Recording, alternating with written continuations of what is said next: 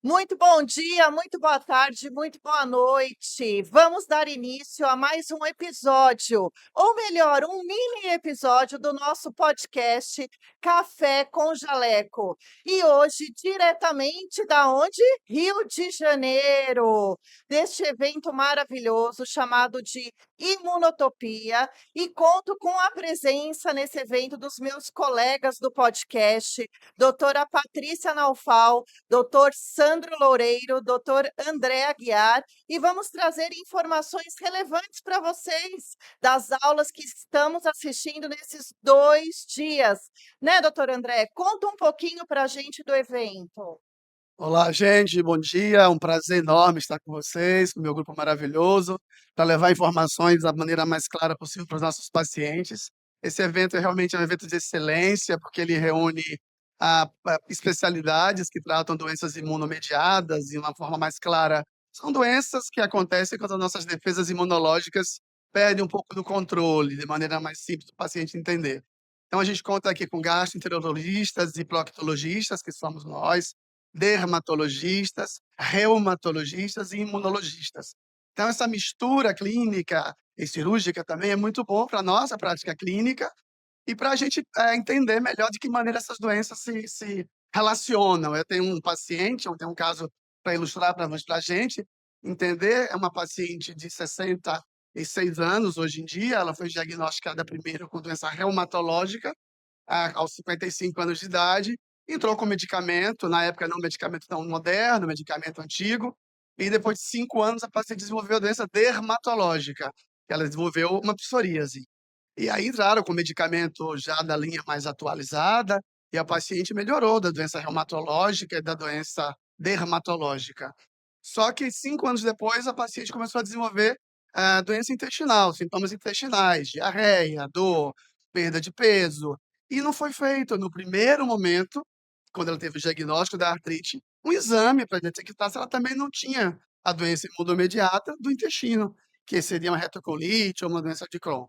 Em resumo, a paciente fez, já de 10 anos após o tratamento, o início do tratamento da doença reumatológica e dermatológica, ela fez uma colonoscopia, que é um exame que vai ser falado já já, que nós sabemos a importância dele, e a paciente tinha também uma doença inflamatória intestinal.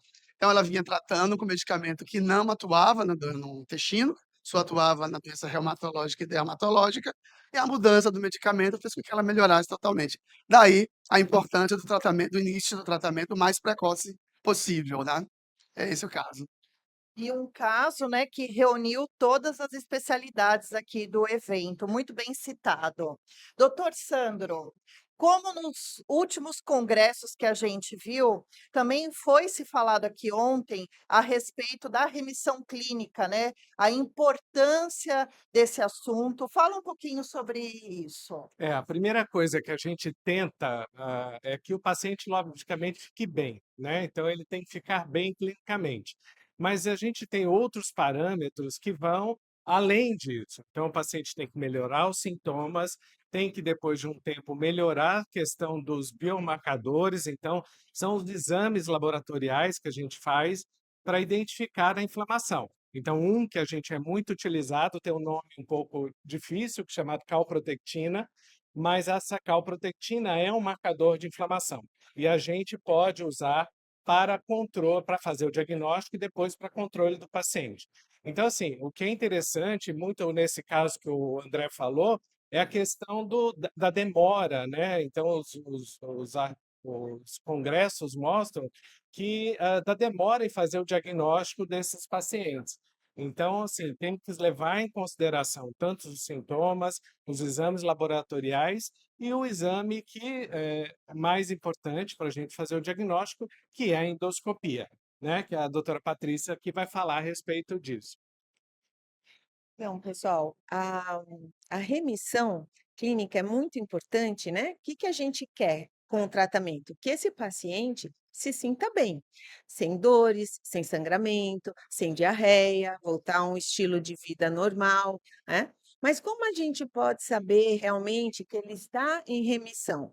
Então, a calprotectina que o Sandro falou é um exame importante que ele vai ver a atividade inflamatória do intestino, mas que a gente sabe que ela pode sofrer interferências de outros fatores. Eles estavam comentando, hoje em dia é muito comum o paciente estar tomando remédio para o estômago, porque ele tem refluxo, porque é crônico. Por exemplo, o paciente que faz uso desses medicamentos cronicamente já pode interferir na calprotectina, né? Obesidade já pode interferir. Não é todo paciente que tem o PCR, que é a atividade inflamatória aumentada. Então, o padrão ouro ainda continua sendo a colonoscopia, porque na colonoscopia a gente vai ver se essas erosões, se essas ulcerações desapareceram. Então, quando o paciente está bem clinicamente e na colonoscopia está sem lesões, isso é o ideal. E se a gente quiser ser mais exigente ainda, a gente tem que fazer a biópsia desse intestino e ver que não só a mucosa está boa, mas na biópsia também não consta mais nenhuma atividade inflamatória. Quando a gente tem uma colonoscopia normal, isso é um fator importante, porque vai nos mostrar se esse paciente pode, em um futuro, ter mais complicações ou menos complicações, como as estenoses, as fístulas.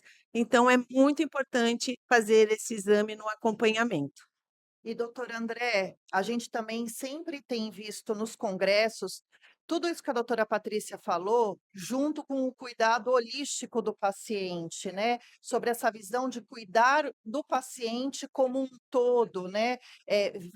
Visando o tratamento emocional, a remissão clínica precoce, a melhora da qualidade de vida, né? Sim, sim, muito importante isso. A gente pode até entrar um pouquinho na microbiota, né? Se o paciente tem uma doença inflamatória intestinal, que a microbiota são as nossas boas bactérias, e a doença inflamatória intestinal faz um desarranjo dessas bactérias. Como o intestino é o nosso segundo cérebro, é importante que as bactérias estejam alinhadas para que a nossa cabeça também esteja bem. Então, ansiedade, estresse, o medo que o paciente tem da doença, o receio de saber que vai ter que tomar um remédio para o resto da vida. Então, passar para ele de uma maneira clara e tranquila, que ele realmente vai ter que tratar a vida inteira, mas que ele pode ficar tranquilo, porque o tratamento correto, diagnóstico precoce e acompanhamento, ele vai ficar bem. Então, pensar ele como um todo, né? A qualidade de vida dele que melhora muito, um paciente que não tem que ficar indo ao banheiro diversas vezes ao dia e só uma vez. Então, no trabalho, ele pode ter uma melhora da capacidade física, dos relacionamentos. Então, o tratamento holístico é Sim. importantíssimo nessa questão, óbvio, né, do paciente como um todo.